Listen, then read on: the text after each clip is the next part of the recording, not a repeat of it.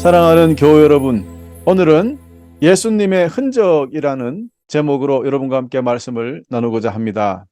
오늘 본문 말씀이 기록된 갈라디아서는요, 예수님을 믿는다고 하면서도 유대교의 율법만을 고집하는 당파가 있었습니다.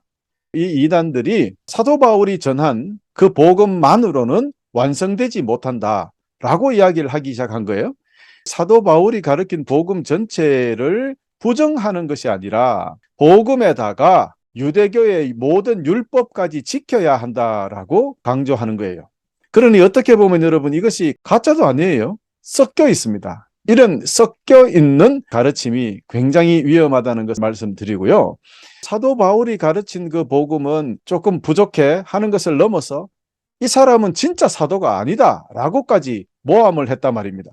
예를 들어서 예수를 믿는다고 해도 할례를 받지 않은 사람은 천국에 갈 수 없다, 이런 식이란 말입니다.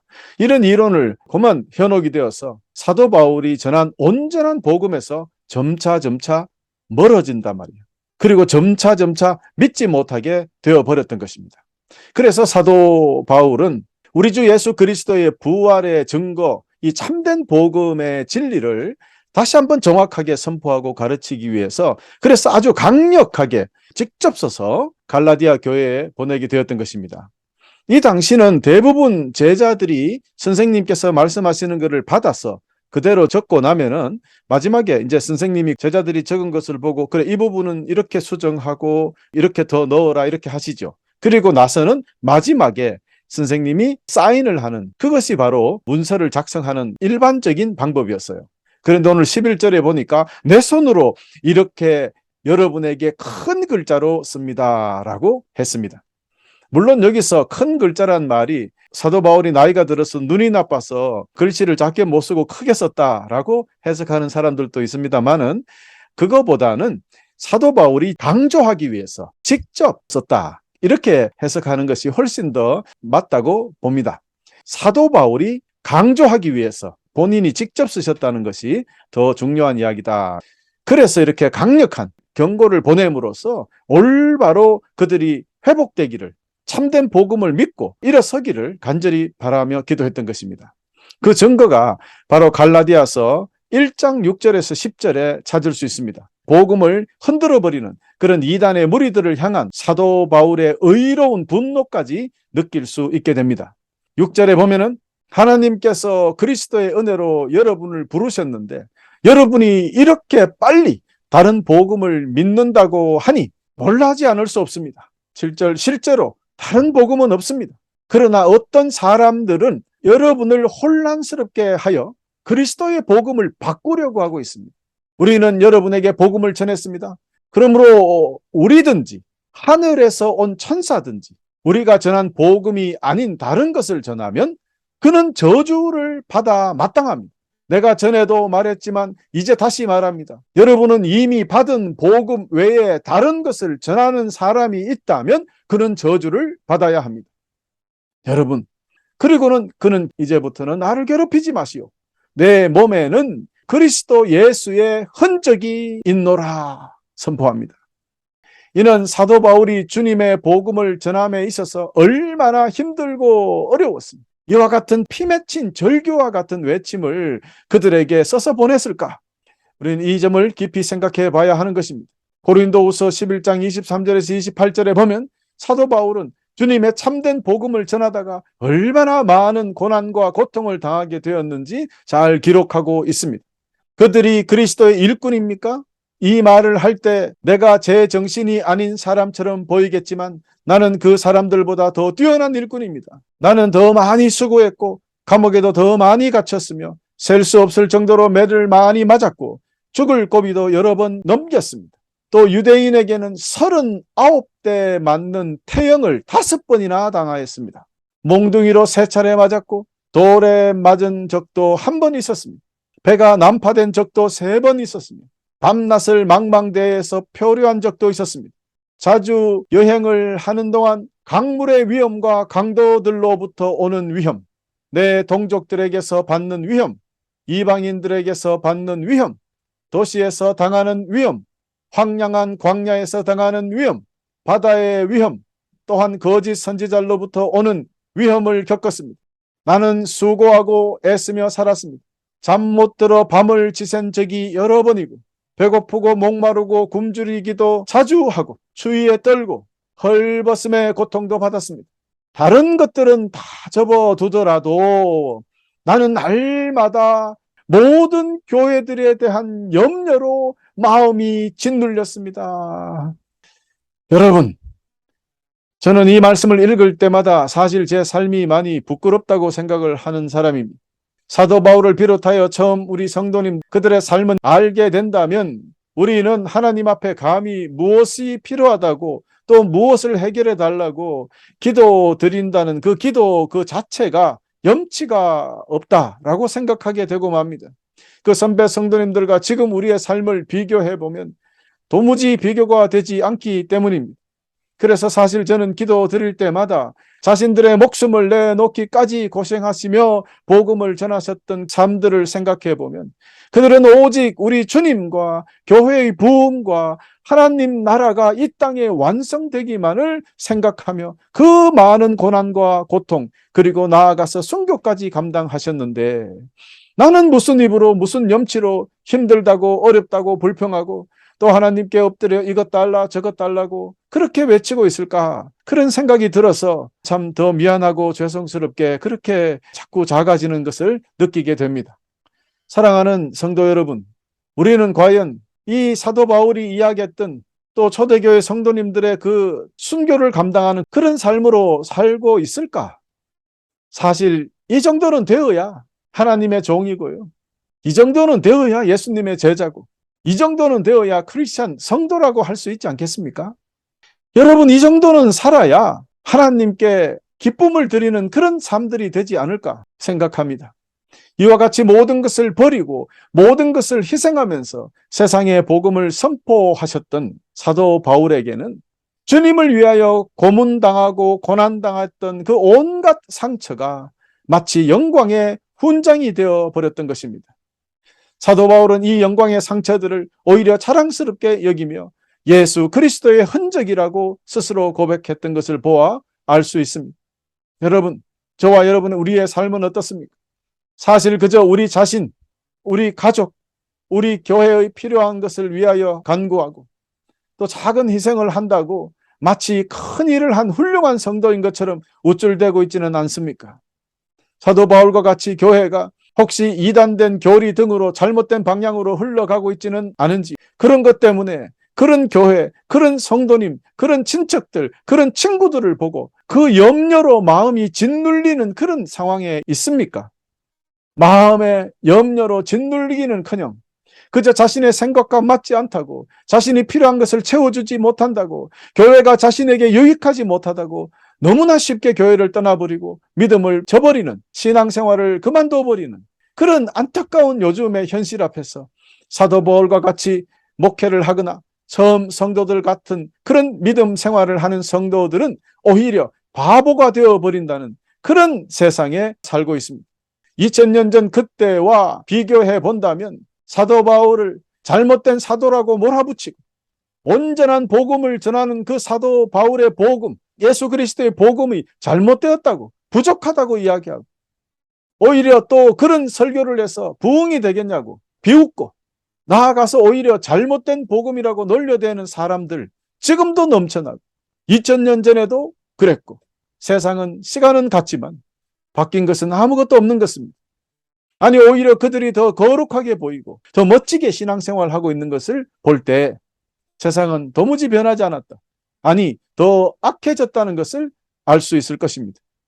사랑하는 교회 여러분, 지금 우리 스스로에게 이 질문 하나 해봅시다. 그러면 아주 간단하게 우리가 얼마나 믿음이 부족한지 혹은 우리가 지금 잘 하고 있는지 금방 구별하게 되실 것입니다. 확인해 보실까요? 나는 예수님을 위하여 땡땡땡을 포기합니다. 여기 땡땡땡에 무엇을 여러분 넣을 수 있겠습니까? 여러분은 무엇을 포기할 수 있겠습니까?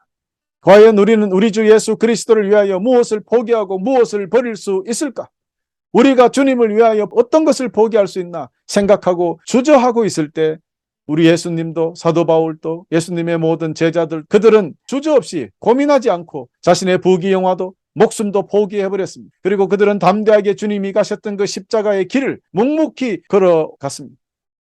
교우 여러분, 사도 바울이 자기 자신을 예수 그리스도의 흔적을 지녔다고 그렇게 말했지 않습니까? 이 말의 뜻은 희생 없이 예수 그리스도의 복음이 전해지지 않는다는 것을 표현한 것입니다. 이런 희생이 있어야 복음이 전해진다는 겁니다. 마치 제물 없이 제사가 드려지지 않는 것처럼 말입니다. 이와 같이 모든 것을 버리고 모든 것을 희생해 가면서 세상에 복음을 전하셨던 사도 바울, 또 우리 주님, 또 그 제자들, 온갖 상처가 온몸에 마치 영광의 훈장이 되어 버렸을 것입니다. 그래서 사도 바울은 그 영광의 상처들을 떳떳하게 여기면서 이를 바로 예수 그리스도의 흔적이라고 불렀던 것입니다. 사랑하는 형제자매 여러분, 우리가 세상에 살면서 나이를 먹어도 나이의 흔적, 삶의 흔적이 생기는 법입니다. 주님을 믿고 따르는 자에게 주님의 흔적이 나타나지 않아서는 안 될 것입니다. 예수 그리스도의 흔적이 어디엔가는 분명히 우리의 삶 속에 남아 있어야 하기 때문입니다. 여러분에게는 이런 주님의 흔적이 있습니까? 유대인들이 그렇게 자랑하는 할례의 흔적이 아니라 우리 주님을 전하다가 복음을 전하다가 받은 온갖 상처의 흔적들, 예수 그리스도의 흔적들이라 자랑할 만한 것을 지금 여러분 가지고 있습니까? 여러분, 그럼 과연 예수 그리스도의 흔적이 무엇일까요? 첫 번째, 육체적인 흔적, 말 그대로 눈으로 보이는 흔적을 이야기합니다. 이는 육체적으로 받은 고통을 이야기합니다. 그래서 몸에 남겨진 상처를 이야기합니다. 문신을 여기다가 예수 사랑 새긴다고 해가지고 그것이 바로 예수의 흔적이다, 이렇게 이야기할 수는 없지 않습니까? 그런 것이 아니라 진짜로 예수 그리스도를 위하여 고난받는 것을 이야기합니다. 우리 주님도 많은 채찍을 맞아서 그 덩어리는 다 찢어져 버렸고요. 못으로 구멍난 손과 발, 그리고 창에 찔린 옆구리, 이보다 더 완벽한 흔적은 없을 것입니다. 이를 본받아 모든 제자들도 복음을 전하다가 수많은 고난과 고통을 당해서 그들의 몸에도 이런 흔적들이 남게 되었던 거죠. 이 육체적 흔적, 주님께서도 우리를 위하여 귀하신 몸을 깨뜨려 주신 것처럼 고난 없이는 복음도 없다는 것을 우리에게 보여주셨던 것입니다. 여러분, 사실 지금 북한이나 이슬람 국가나 공산 국가에서 예수님을 믿는다는 그 이유 하나만으로 숱한 육체적으로 고난을 당하고 있습니다. 나아가 순교까지 감당하는 성도님들이 지금도 세상에 있습니다. 바로 이것이 그야말로 육체적 흔적이 아니겠습니까? 사랑하는 교회 여러분, 우리도 주님같이 순교자들같이 온갖 고난과 고통 속에서도 신앙을 지켜온 그런 성도님들 같이 우리도 그렇게 살아야 할 것입니다. 주님을 위하여 당한 모든 상처는 참으로 영광의 상처요, 영원한 생명의 상처가 되기 때문에 우리가 천국 문 앞에 섰을 때 주님께서는 분명히 그 영광의 상처, 주님과 같은 흔적을 찾으실 것이다. 여러분, 오늘 기억해 두시기를 간절히 축원합니다. 두 번째, 예수 그리스도의 흔적은 또한 마음의 흔적을 포함하고 있습니다. 마음의 고통을 말하지요. 마음의 고통은 눈물로 표현합니다. 예수 그리스도의 흔적을 지닌 사람은 주님을 전파하면서 느끼는 그 안타까운 마음의 고통이 있었다 하는 것입니다. 불신 가정에서 태어나 교회에 나가는 것만으로 온갖 고통을 당하는 분들이 세상에 얼마나 많은지 모릅니다. 바로 이렇게 교회를 가며 주님을 섬기면서 남편이나 아내나 가족들에게 당하는 그 온갖 시련, 그 눈물, 그것이 바로 마음의 흔적 아니겠습니까? 이 흔적이 바로 예수 그리스도의 흔적이 되는 것입니다. 그래서 사도 바울은 고린도후서 11장 28절에 마음의 흔적이를 고백했습니다. 다른 것들은 다 접어두더라도 나는 날마다 모든 교회들에 대한 염려로 마음이 짓눌렸습니다. 할렐루야. 여러분, 이것이 바로 마음의 흔적, 예수 그리스도의 흔적입니다. 사도 바울은 이같이 주님의 몸된 교회가 이단들의 농간에 잘못되어 가는 것에 대한 고민으로 마음의 고통을 가지고 있었단 말입니다. 감옥에서 갇혀 있었고 직접 가서 해결할 수도 없는 이런 안타까운 상황에 그저 엎드려 기도하며 그 아픈 마음을 그대로 편지로 써서 훈계하고 한 맺힌 것 같은 마음, 그것이 바로 예수 그리스도의 흔적입니다. 우리 주님 보세요. 우리 주님은 어떻습니까? 불쌍한 두 여동생을 남겨두고 젊은 나이에 죽어버렸던 나사로, 그 무덤 앞에서 흘렸었던 우리 주님의 눈물이 바로 이런 마음의 흔적이 아니겠습니까? 예루살렘 성으로 나귀를 타고 들어가시기 전 이 거룩한 도시가 메시아 주님이 오시는 것도 모르고 조금 있다가 모두 허물어 버릴 것을 아셨던 우리 주님, 그 안타까운 눈물을 흘리셨을 때의 그 마음이 바로 흔적입니다. 또 주님께서 잡히시기 전날 밤 겟세마네 동산에서 밤을 새워가며 기도하셨던 우리 주님, 얼마나 힘드셨으면 땀방울이 핏방울이 되어 떨어졌다고 고백하지 않습니까? 정말 이 피눈물을 흘렸다는 말이 아니겠습니까? 바로 이것이 마음의 흔적입니다. 사랑하는 교회 여러분, 저와 여러분에게 이런 눈물이 있습니까? 이런 아픔이 있습니까? 남의 고통과 슬픔에 같이 아프고 슬프고 눈물이 납니까? 로마서 12장 15절에 기뻐하는 사람과 함께 기뻐하고 슬퍼하는 사람들과 함께 슬퍼하십시오 했습니다. 과연 우리 이렇게 살고 있습니까? 가슴 깊은 곳에서 구원받지 못한 사람들을 향하여, 주님을 모르고 죽어가는 사람들을 위하여 찢어지는 마음을 가진 적이 있습니까?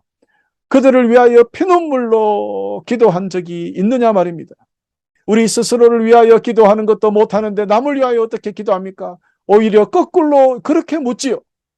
여러분, 그러나 죽어가는 영혼을 위하여, 남을 위하여 가슴 아파하는 그런 기도, 그리고 전도의 노력들, 여러분 우리에게 있는가? 스스로에게 오늘 이 시간 물어봐야 하겠습니다. 이런 마음을 가지고 이런 삶을 살아가는 사람이 진정한 제사장입니다. 이런 사람이 진정한 하나님의 자녀요, 천국의 백성이라는 징표가 되는 것 아니겠습니까? 이것이 바로 예수 그리스도의 흔적을 지닌 사람들의 삶입니다. 사랑하는 교회 여러분, 예수 그리스도의 흔적은 이와 같이 많은 고난과 고통을 동반하기도 하고 또 여러분의 중요한 것을 포기하게 만들기도 합니다. 우리의 목숨까지도 포기하게 만들곤 하지요. 그럼 왜 우리는 이처럼 힘들고 어려운 예수 그리스도의 흔적을 가져야 할까요? 고린도후서 4장 8절에서 12절에 답이 기록되어 있습니다. 우리는 사방의 압박을 받아도 눌리지 않으며 난처한 일에 빠져도 절망하지 않습니다. 핍박을 당해도 버림을 받지 아니하고 매를 맞아 넘어져도 망하지 않습니다. 우리는 예수님의 생명이 우리 몸에서 나타나도록 하기 위해 항상 예수님의 죽으심을 우리 몸에 짊어지고 다닙니다. 우리의 생명이 죽을 우리 몸에 나타나도록 하기 위하여 우리는 살아있지만 예수님을 위해 항상 몸을 죽음에 내맡기고 있습니다. 그러므로 우리 속에서는 죽음이 활동하지만 여러분 속에서는 생명이 활동하게 되는 것입니다. 할렐루야. 교회 여러분, 먼저 8절 9절 말씀, 우리는 사방의 압박을 받아도 눌리지 아니하며 난처한 일에 빠져도 절망하지 않는다고 했어요. 핍박을 당해도 버림받지 아니하고 매를 맞아 넘어져도 망하지 않는다 그랬습니다. 여러분, 그렇습니다. 주님을 위하여 당하는 모든 고난과 고통, 즉 육체적인 흔적이나 마음의 흔적이든 간에 말입니다. 예수 그리스도의 흔적이 생긴다 하더라도 여러분 힘들어하지 마시고 두려워해서는 안 됩니다. 우리 주 예수께서 분명히 이렇게 마태복음 10장 28절에 몸을 죽일 수는 있으나 영혼을 죽일 수 없는 사람들을 두려워하지 마라. 영혼과 몸을 모두 지옥에 던져 멸망시킬 수 있는 분을 두려워하여라 하였습니다. 그렇습니다. 우리가 두려워하고 걱정해야 할 것은 고난과 고통이 문제가 아니라는 뜻입니다. 이 세상의 일에 우리 성도들은 결코 절망하지도 넘어지지도 망하지 않을 것이라는 것을 굳게 주님께서 약속해 주셨다는 뜻입니다. 그러나 우리가 주님의 일을 하다가 그렇게 해서 얻게 된 우리 주 예수 그리스도의 흔적은 우리에게 생명의 활동을 하도록 만들어준다는 뜻이 됩니다. 예수 그리스도의 흔적이 우리를 영원히 살게 한다는 뜻입니다. 그것이 바로 구원받게 된다는 뜻이 아니겠습니까? 아멘, 할렐루야. 그렇습니다. 이제 마지막으로 사랑하는 교회 여러분, 주님을 진실로 믿으며 따르면, 주님의 복음을 제대로 전하면, 즉 진실하고 거룩한 성도가 되면 몸이든 마음이든 하여간 예수 그리스도의 흔적을 얻게 된다는 뜻이 됩니다. 그러므로 예수 그리스도의 흔적이 남게 하는 교회, 예수 그리스도의 흔적을 남게 하는 그런 사역, 예수 그리스도의 흔적이 남겨지는 그런 성도의 삶, 그런 삶이 진짜 삶이요, 그런 교회가 진짜 교회이고, 빛과 소금의 길, 좁은 길, 십자가의 길을 가는 그런 사람들이 예수 그리스도의 흔적을 가진 사람들이기 때문입니다. 여러분 모두 이런 교회, 이런 성도, 이런 가정, 예수 그리스도의 흔적을 가진 그런 사람들이 다 되어주시기를 간절히 축원합니다. 지금 여러분의 성도로서의 삶이 부드럽고 달콤하고 아름답고 마냥 신나고 즐겁기만 한다면 여러분의 삶을 확인해 봐야 됩니다. 주님을 따라가면요, 기쁨도 있고 영광도 분명히 있습니다. 때로는 그렇습니다. 죄송하지만 대부분 주님을 따라가는 길은 부드럽지 않습니다. 평탄하지 않습니다. 넓은 길이 아닙니다. 좁은 길입니다. 그러므로 예수 그리스도의 흔적이 남지 않은 길이 부드럽고 평탄하고 넓은 길이 옳시다. 그 길은 좁은 길도 십자가의 길도 아닐 확률이 높기 때문에 여러분이 예수를 믿으면서 늘 편안하다 한번 생각해 보자라는 것입니다. 여러분, 우리 주 예수 그리스도의 흔적을 가지게 될 때 그것이 힘들고 고통스럽지만 그럼에도 우리가 항상 기뻐하고 감사하며 살 수 있는 이유는 결국 그 모든 희생과 수고를 우리 주님께서 기억하시고 영원한 생명과 영광으로 되갚아 주신다는 것을 우리는 알기 때문입니다. 그것이 축복이기 때문입니다. 또한 마지막 날에 우리 주님께서 저와 여러분에게서 예수 그리스도의 흔적을 찾으실 것이라는 것을 여러분 결코 잊지 않으시기를 간절히 부탁드립니다. 끝으로 사랑하는 교회 여러분, 예수 그리스도의 흔적을 가진 자, 그런 성도님들이 다 되어주시기를 우리 주 예수 그리스도 이름으로 간절히 축원드리면서 오늘 이 말씀을 마치겠습니다.